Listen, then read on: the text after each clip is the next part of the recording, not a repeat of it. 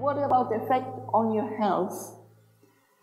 This is a very interesting study by Dr. Ramesh Manocha from Australia, and he tested 350 Sahajra Yoga meditators, and he compared them to a group of people, a mixed group who practiced all sorts of meditation, Hatha Yoga, mindfulness meditation, and so on, and the Australian norm, and the norm consisted of thousands of people. What he found is the Sahajra Yoga meditators were better in their general health, in the social function, and in their mental health. They weren't better in the physical function, but that's because Sahajra Yoga is not a sport.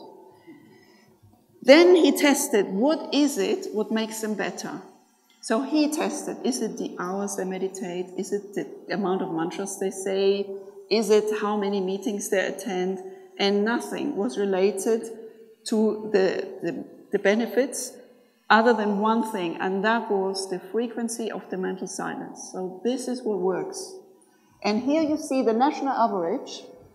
Here you see people who meditate, but they only become thoughtless less than once per month. They have no benefit. Here are the ones who are thoughtless once or twice per month, no benefit. But here are the ones who are once or twice thoughtless. And you see they are significantly better in their mental health than the national average. Here are the ones who are once or twice per day thoughtless. They are also much better. And the ones who are thoughtless several times per day, they just have an amazing mental health, as you can see here.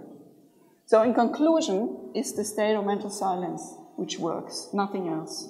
But what this means also, that means if you meditate, you need to find a meditation which teaches you to achieve the state of mental silence.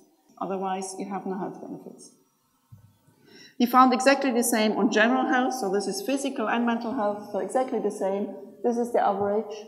These are people who are thoughtless several times per day, a significant improvement of their general health, and so on. And then here, if you meditate for years, you never go thoughtless, you may also not have benefits, so you have to try a bit harder to get there. Then he measured exactly the same on a questionnaire which picks up anxiety and depression in the population. And what he found is the yogis were significantly less distressed on this questionnaire, so they're far less likely to be anxious and depressed. And again, the benefits were associated with the frequency of the thoughtless awareness.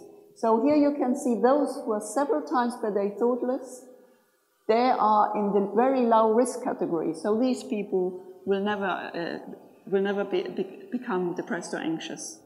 And then it goes down, so the less often you achieve thoughtless awareness, the less protected you are against depression and anxiety. This is a study by Simon Golochekin, where he looked at the personality of yogis versus personality of non-yogis. He found that the meditators are significantly less depressed, significantly less neurotic, have less paranoid thoughts, less anxious, and less difficulties in identifying and expressing emotions. So these are the long-term effects. So in conclusion, Sahajra Yoga meditation has a significant effect on your health, but the benefits are associated with the state of mental silence. So that's the key thing. And that's what you should be aiming for. The more often, the better. Now, what are the effects on the illness?